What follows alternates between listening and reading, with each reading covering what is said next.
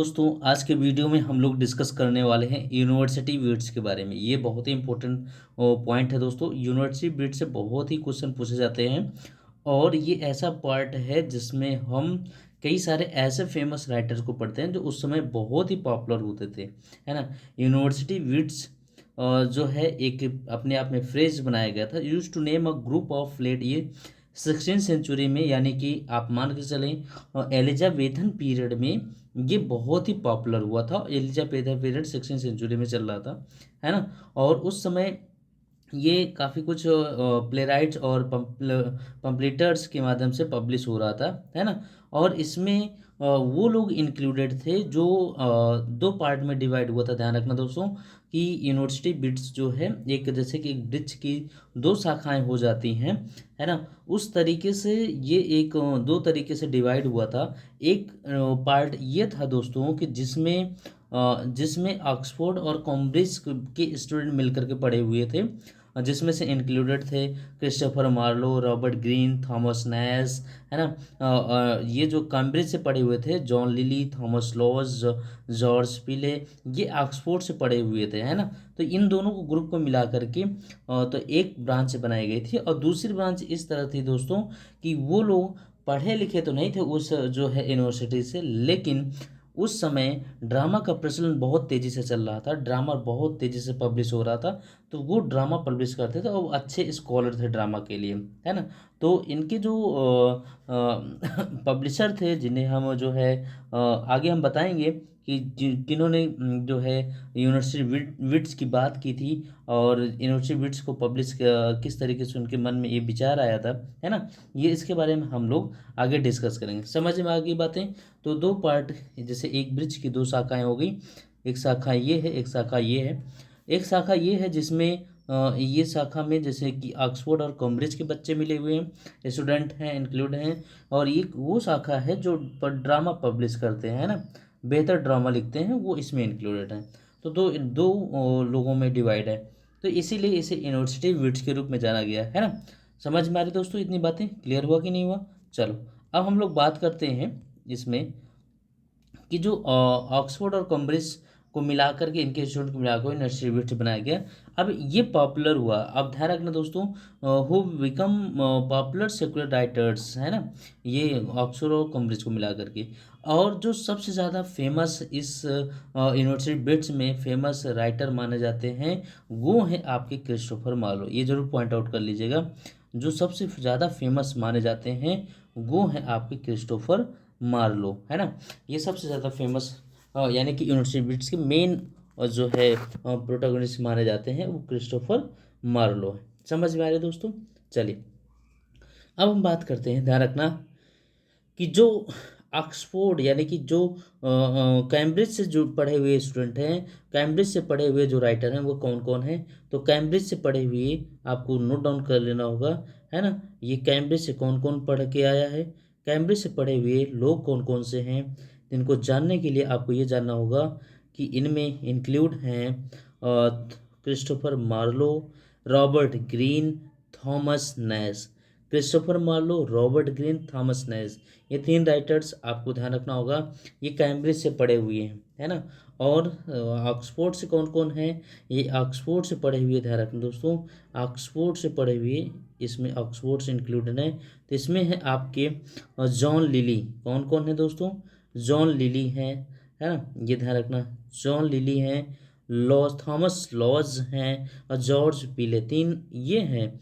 और ध्यान रखना थॉमस नैश या सॉरी जॉन लिली आपके हैं, थॉमस लॉज हैं और जॉर्ज पीले हैं, है ना। और थॉमस किट के बारे में बात जरा समझ लीजिए। थॉमस किट को ये नहीं माना जाता कि ये पढ़े हैं या कि नहीं पढ़े हैं, लेकिन इनको इंक्लूड किया गया है थॉमस किट को। ये also sometime include in the group, है ना। थॉमस किट को इंक्लूड किया गया है। तो ये ध्यान रखना दोस्तों।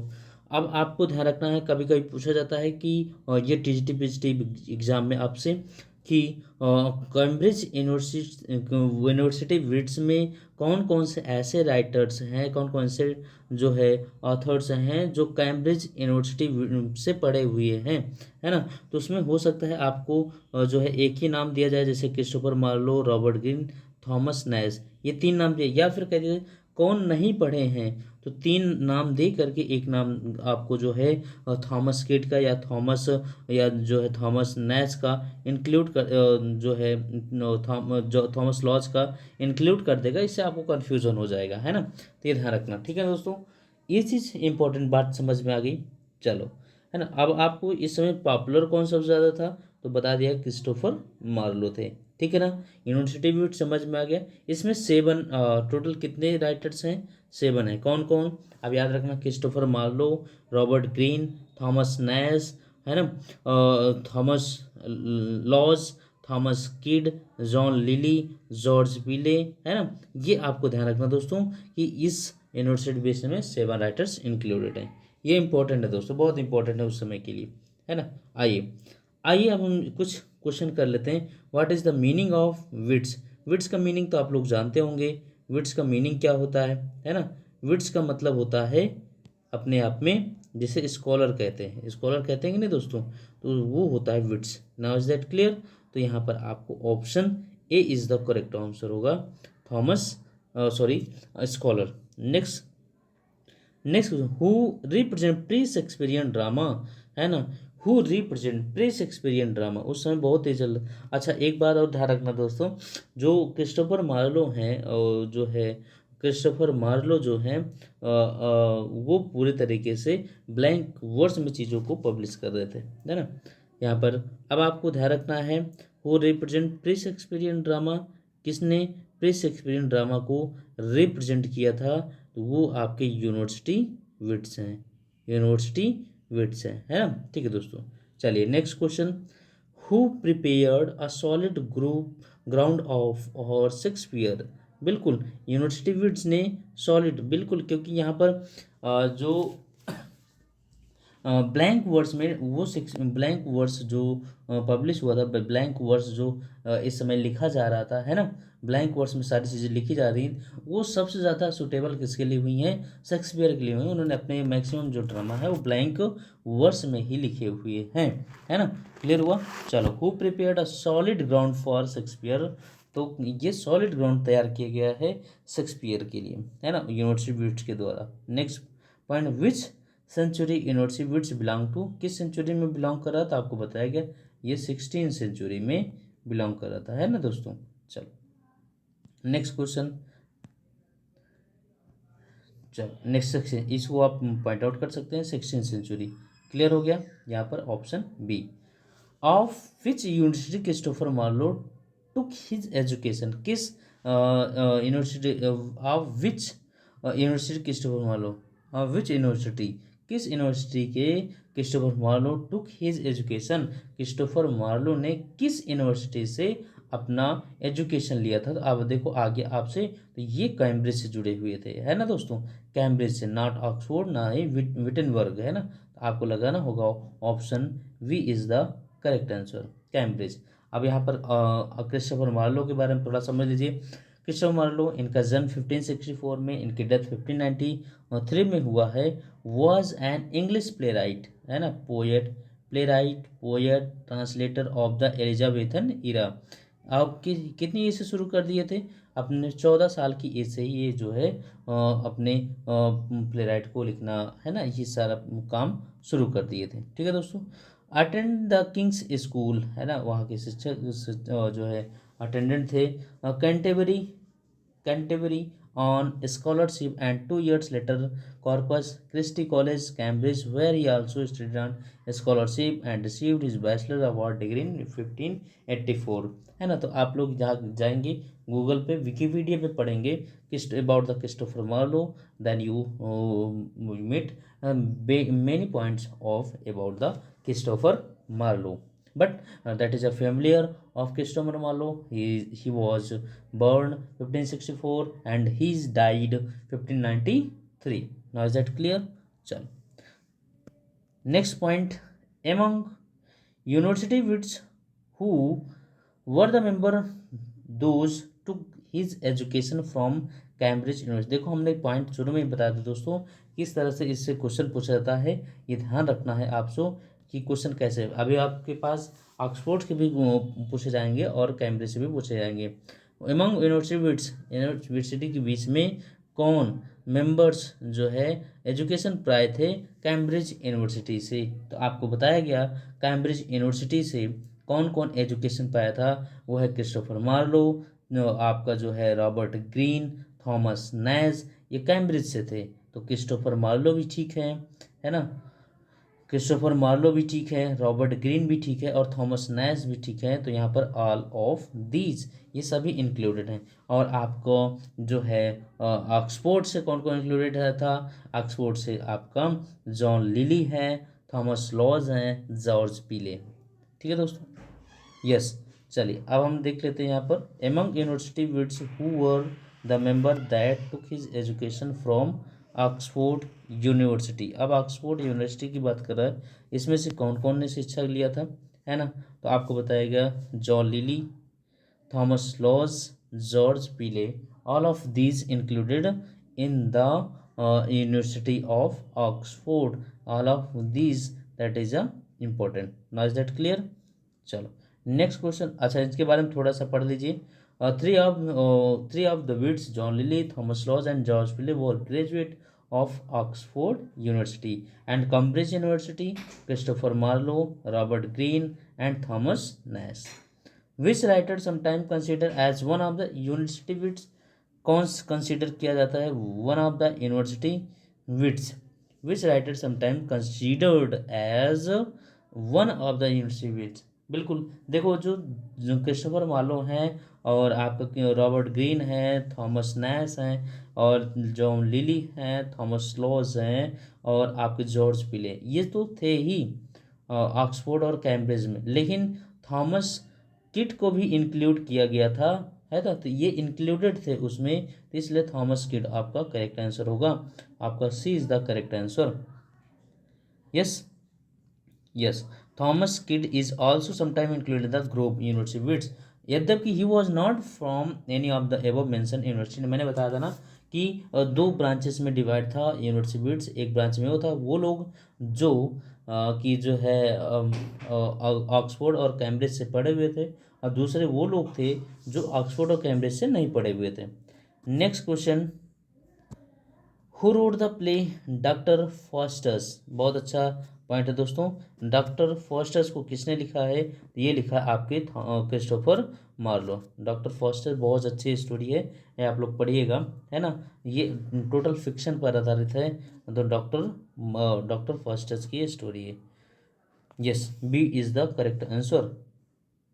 Next question, 6 dramas have been attributed to the authorship of Christopher Marlowe, either alone or in collaboration with other writers। देखो यहाँ पर लिखा हुआ है डिडो क्वीन ऑफ कैथरीज, है ना, को writing with Thomas Nashe, Tamburlaine part 1 part 2, the Jew of Malta, Doctor Faustus, Edward second, the massacre at Paris, है ना। ये कुछ इनके पॉइंट हैं, इनको आपको ध्यान रखना होगा। यहाँ लिखा गया है who wrote the play Friar bacon, किसने लिखा हुआ है फ्रायर बैकन, ये पॉइंट ध्यान रखना दोस्तों। फ्रायर बैकन किसने लिखा हुआ है, who wrote the play Friar Bacon, क्या ध्यान रखेंगे। Robert Greene, John Lyly, Marlowe, Kyd. तो यहाँ पर option A is the correct होगा, रॉबर्ट ग्रीन। रॉबर्ट ग्रीन ने फ्रायर बैकन लिखा हुआ था। Friar Bacon and Friar Bungay, ध्यान रखना, originally entitled the honourable history of Friar Bacon and Friar Bungay is an Elizabethan comedy written by Robert Greene. ये क्या है, एलिजाबेथन कॉमेडी है, ध्यान रखना दोस्तों। ये भी पूछा जाएगा कि फ्रायर बैकन और फ्रायर बोंगी ये आपका एलजी है, कॉमेडी है, सोनेट है। तो ये आपको याद रखना होगा, that is a comedy in written by Elizabethan era, है ना, और written in the Elizabethan era and by Robert Greene. Now is that clear. Who wrote the play unfortunate traveller, unfortunate traveller Thomas Nashe लिखे थे, ये ध्यान रखना। Unfortunate traveller Thomas Nash के द्वारा लिखा गया था। अब इसके बारे में थोड़ा सा डिटेल आइए देखते हैं। द अनफॉर्चुनेट ट्रेवलर्स और the life of Jack Wilton, और द लाइफ ऑफ, ये भी पूछा जाता है, ध्यान रख दोस्तों। और the life of Jack Wilton, ये भी पूछा जाता है, या फिर उसे कहते हैं अनफॉर्चुनेट ट्रेवलर। ये जो पिकरक्स नोबल थॉमस नैश, किसका नोबल है ये, थॉमस नैश का है, पहली बार पब्लिश हुआ था 1594 में। और किसके शासनकाल में हुआ था? हेनरी एट के शासनकाल में हुआ था। हेनरी एट के शासनकाल में ये पब्लिश किया गया था। कौन सा? अनफॉर्चुनेट ट्रेवलर, या और किस नाम से जाना जाता है? The life of Jack Wilton. Who wrote the play? The arrangement of Paris. Arrangement of Paris ये आपके जॉर्ज पीले हैं, है ना। ये option C is the correct answer, arrangement of Paris. Arrangement of Paris is a pastoral comedy, ये ध्यान रखना दोस्तों। पास्टोरल कॉमेडी क्या होती है? लोग जैसे कि किसी जगह जगह जा कर के जहाँ पर लोग इकट्ठा होते हैं ग्रुपिंग में, 8 10 12 15 लोग जो है वो जाते हैं, इकट्ठा होते हैं और वहाँ पर एक दूसरे की अपनी स्टोरी बताते हैं और लोग इन्जॉय करते हैं। That is a pastoral comedy. आज यहाँ कॉमेडी कर रहे हैं, कल किसी और जगह पर, that is a pastoral comedy, है ना। तो जॉर्ज पीले का जो बैकग्राउंड है, इनका जन्म हुआ था 1556 में और इनकी डेथ हुई थी 1596 में। ये इंग्लिश ट्रांसलेटर थे। इंग्लिश ट्रांसलेटर के साथ साथ ये पोएट भी थे और ड्रामेटिस्ट भी थे। ये पॉइंट आपको ध्यान रखना है। जो जॉर्ज पीले हैं ये ट्रांसलेटर, इंग्लिश ट्रांसलेटर हैं, पोएट हैं और ड्रामेटिस्ट हैं। और साथ ही साथ जॉर्ज पीले जो है यूनिवर्सिटी विट्स का एक हिस्सा भी है ना। ठीक है दोस्तों, चलिए नेक्स्ट पॉइंट। अच्छा, इनके रेपुटेशन के बारे में बात करें तो ये Edward first, on Edward first, the old wife's tale, the battle of Alcazar, the arrangement of Paris and David and Bethsabe, ये इनके द्वारा लिखे गए कुछ इनके फेमस नॉवेल्स हैं। Who wrote the play? The Spanish tragedy. अच्छा, ये इंपॉर्टेंट है, स्पेनिश ट्रेजेडी किसने लिखा है? ये थॉमस किट के द्वारा लिखा गया है, स्पेनिश ट्रेजेडी। तो option C is the correct answer. Next, Spanish tragedy और Hieronimo is mad again in is an Elizabethan tragedy. ये ट्रेजेडी है, द स्पेनिश ट्रेजेडी लिखा हुआ है, तो यह एक प्रकार की ट्रेजेडी है और किसके द्वारा लिखा गया है? थॉमस किट के द्वारा लिखा है। किस पीरियड में लिखा गया है? एलिजाबेथन पीरियड में लिखा गया है और लगभग ये जो है 1582 से लेकर 1592 के बीच में लिखा गया है। और जो एक न्यू जनर इसमें इंक्लूड होता है, रिवेंज प्ले, है ना। ऐसे in English theatre revenge play या रिवेंज ट्रेजेडी के नाम से जाना था। रिवेंज ट्रेजेडी दिखाना शुरू किया गया दोस्तों।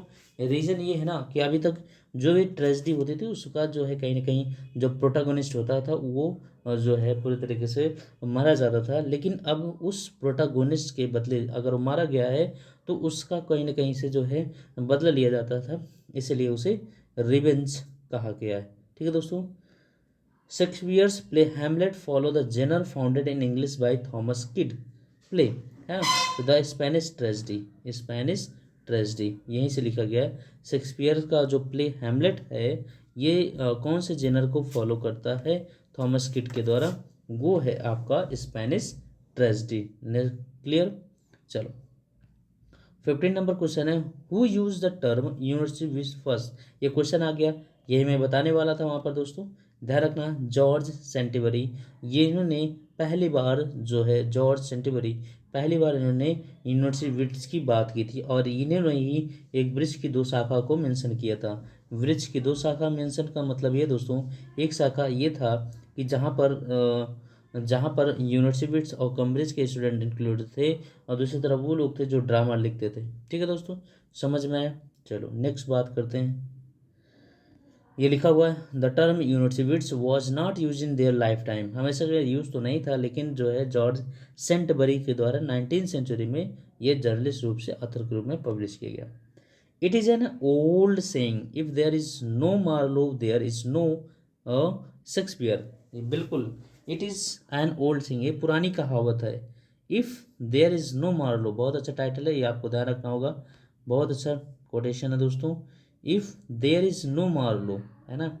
ऐसा कहा जाता है कि जहाँ पर वहाँ जहाँ मार्लो नहीं है, क्रिस्टोफर मार्लो नहीं है, वहाँ पर कौन नहीं है? वहाँ पर शेक्सपियर नहीं है, क्योंकि शेक्सपियर जो है क्रिस्टोफर मार्लो को फॉलो कर रहे थे। ठीक है दोस्तों, ये option C is the correct answer. Now is that clear? Yes. It was also Marlowe who broke new ground and paved the way of Elizabethan dramatist, and the genius of Shakespeare. Marlowe's work and achievement guided and inspired Shakespeare and J. Sam Bond's justly remarks, है ना। ये आप लोग इसको read कर लेंगे, ये important है। Next, of which play Shakespeare took the plot of his famous comedy as you like it. इसमें कॉमेडी का रोल किसने किया था? तो उसमें which play Shakespeare took the plot of his famous comedy Rosalynde के रूप में एज यू लाइक इट में रोजीलैंड उसमें फेमस थे। As you like it pastoral comedy, ध्यान रखना दोस्तों, पास्टल कॉमेडी मैंने अभी बताया क्या होता है। तो पास्टल कॉमेडी आपको ध्यान रखना होगा, विलियम शेक्सपियर के द्वारा जो है एज यू लाइक इट को पब्लिश किया गया था 1599 में, है ना। और ये आपने फर्स्ट फोलियो में, विलियम शेक्सपियर का 3 फोलियो आया था, उसके फर्स्ट फोलियो में पब्लिश किया गया था। उसमें रोजीलैंड को यूफिम्स गोल्डन लेगेसी के रूप में मेंशन किया गया है और इसे 1590 में प्रिंट किया गया है। ठीक है दोस्तों, चलो थॉमस लॉज के द्वारा। हाँ, तो एज यू लाइक किसके द्वारा लिखा गया है? विलियम शेक्सपियर के द्वारा। एज यू लाइक किसके द्वारा लिखा गया है? विलियम शेक्सपियर के द्वारा। ठीक है, next question, of which play Shakespeare took the plot of his famous play the Winter's tale, है ना। द विंटर्स टेल का पॉट क्या है? तो ये पेंडोस्टो है, ये ध्यान रखना, option C is the correct answer. Next, समझ में आया दोस्तों? चलिए, तो ध्यान रखना, ये which play inspire Shakespeare to write the play Richard second, किस प्ले से शेक्सपियर ने इंस्पायर होकर रिचर्ड सेकंड लिखा था? बताइए, बताएं जरा। रिचर्ड सेकंड लिखा था, तो ये रिचर्ड सेकंड ही था, है ना। The life and the death of king Richard the second, life and the death of king Richard the second commonly called Richard second is a history play by William Shakespeare. ये Richard second history play है। कौन सा play है Richard second? ये history play है। ठीक है दोस्तों, ये ध्यान रखना, हिस्ट्री प्ले, यहाँ पर मैं लिख दे रहा हूँ हिस्ट्री प्ले। हाँ, it is a history play by William Shakespeare, believe to have been written around 1595, यानी कि 1559 के आसपास लिखा गया। रिचर्ड सेकंड इस समय के रूल कर रहे थे और 1377 टू 1399 में। Next question, who wrote the play Edward first? George पीले। किसने लिखा था? जॉर्ज पीले ने। ठीक है दोस्तों, तो ये 20 क्वेश्चन है, आपको समझ में आ गया होगा किस तरीके से ये पब्लिश किया गया। और यहाँ पर यूनिवर्सिटी बिट्स के बारे में जितनी भी इंपॉर्टेंट बात दी गई है वो यहाँ पर मेंशन किया गया। ठीक है, बाकी हम लोग इसी तरीके से हर एक टॉपिक पर जो है हर एक पॉइंट को डिस्कस करते रहेंगे और हमारे साथ आप जुड़े रहें। मिलते हैं नेक्स्ट वीडियो में, तब तक के लिए थैंक्स फॉर वॉचिंग।